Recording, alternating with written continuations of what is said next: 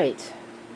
In theory, we are recording with the Sony Handycam DCR-TRV110.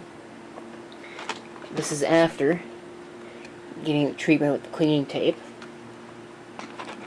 So we'll see if this happens to actually turn out.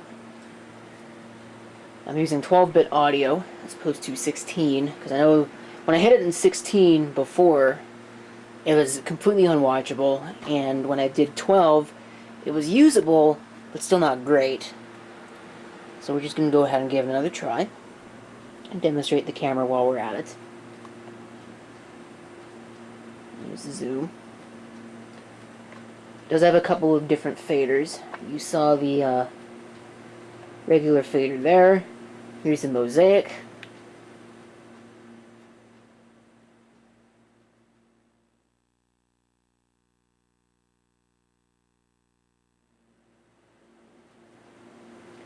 And it's got monotone.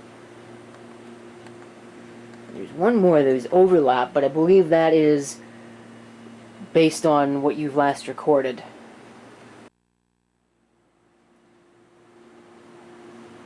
Yes, that is precisely what that is. That's it. We get some digital effects, of course. We get still. Oh wow. Apparently the thing on the back is rather dirty, and this shoulder strap isn't really helping. You get flash. And you can control the speed. You might be able to see there. All the way to off.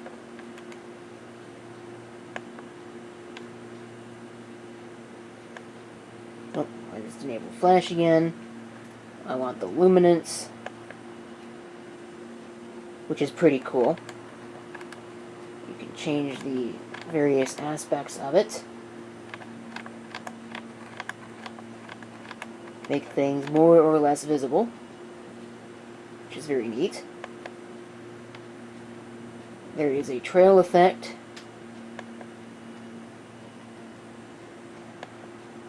Slow shutter. I think that's it. You get one. Oh, sorry. You get 1, 2, 3, and 4. So that's neat. Alright. And usual picture effects. Negative. Sepia. I'm sorry for the strobing effect there for all the people that suffer from epilepsy.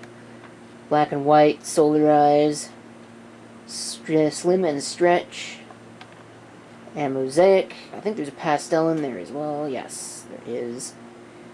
It seems to not really want to work too well. Oh, wow. Alright, anything else? It's got manual focus, there's a photo button. It's got laser link, but it's got night shunt as well. So we'll just try that in normal lighting conditions. And it does have a slow shutter in addition to that. 1 and 2. Back to normal. I don't know, can you enable? No, it's just for the night shot. So I guess I'm going to... That's how camera equipment gets broken right there. But I'm going to go ahead and check out the tape, make sure that it recorded properly, and if it did, I'll be right back with some more test video. Okay, trying another recording. Now, this is very annoying, and one of the big reasons why I don't like digital camcorders. The mini DV and this especially, because this has to contend with the analog video that you can also record on these 8mm tapes. So half the time this camera will vacillate for no reason at all between digital and analog mode, and it'll screw up. And I'll have to eject the tape and put the tape back in, and then it'll switch back and continue screwing up. It's really annoying. But also the computer, as I found, apparently my program will not communicate properly with this camcorder, so I'm going to have to import it analog only anyways.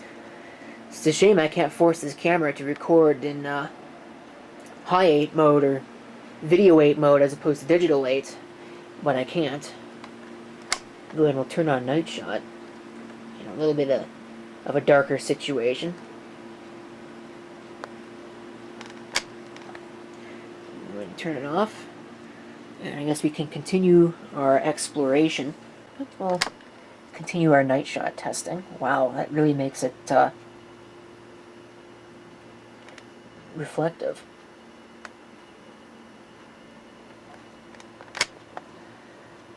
But even just in low light, it's not doing too bad. Or what I would consider to be a low light condition for a camcorder. It's not low light for me. Certainly plenty of enough light with which to work, but these cameras definitely think otherwise. Color reproduction is fairly nice. So I mean, the camera is a decent camera. It's just got so many problems related to the digital system that it's just not really that usable. And I don't know if it may be this camcorder itself, because it looks like this thing has been pretty heavily used, or if that's a trait that's shared with all Digital 8 cameras. I tried to get another one on eBay and ended up with a camera with a broken tape basket, so I can't even test it. In fact, it's actually sitting, well, it was sitting right there. Oh, it's back there. I don't know if you'll be able to see it, probably when I turn night shot on. Yeah, here we go. Sitting right there, upside down. I gotta figure out a way to mount it to a tripod so I can at least use it as a video source. Because it'll work good for that, at the very least. Okay, I touched the lock switch, and I shouldn't have done that, because apparently the lock switch is messed up, in addition to the jog wheel on the back, so I don't know, this seems like one of those turtles all the way down cameras. Really, it does.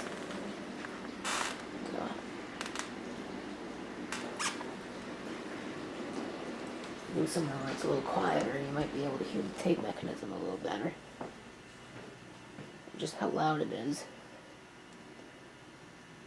Seems like these Digital 8 cameras have a lot louder of a mechanism than the analog ones do.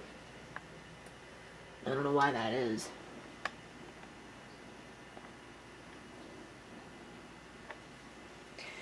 There's no video light. But of course, we have the night shot.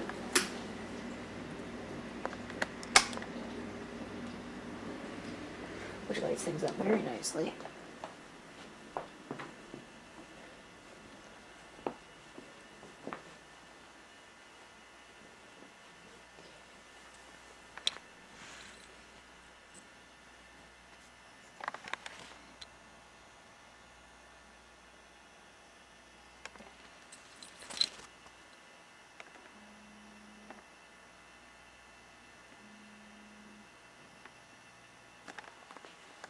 Can really hear that mechanism.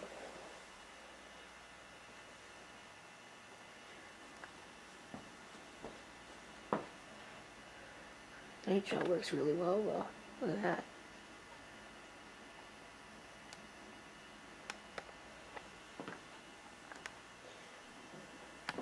Probably find something with my toe here in a minute.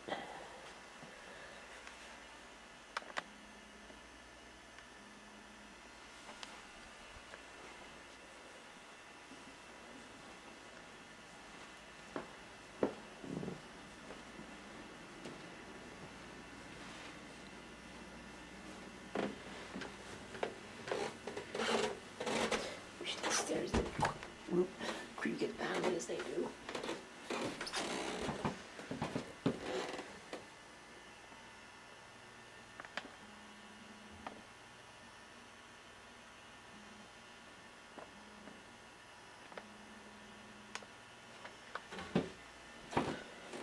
I'm going to go all the way down. Actually, I did notice that this camera has a real manual focus ring on it.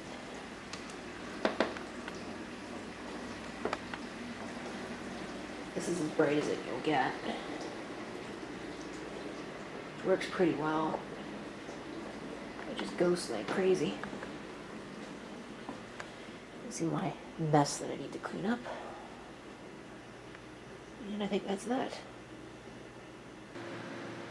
So I think that is going to pretty much conclude the test.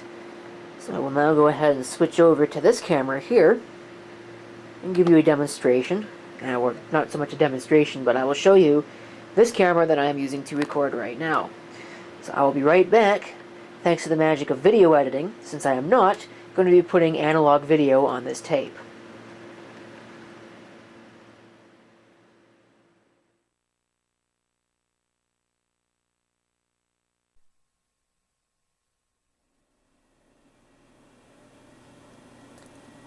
And we're back. And here is the digital Handycam, model DCR-TRV110, with steady shot. Of course, like the camera I'm using now, steady shot won't work in 16:9 mode, so for pretty much all of the uses I'd have for this steady shot, it doesn't have it. Here on the front you can actually see the manual focus ring. There's the power switch, similar to this camera. Focusing stuff. There's the night shot switch with the slow shutter. There's what I paid for it, a little bit much, but that seems to be the going price for camcorders at thrift stores these days. In fact, actually, usually they're higher than that, well into the $30 range. It seems they're pricing them based on eBay these days, which is really annoying. There's some gunk in the speaker grill and a dent. But for the most part, it's in decent shape. It is a stereo microphone. There's the DV, that's the so-called island connection there.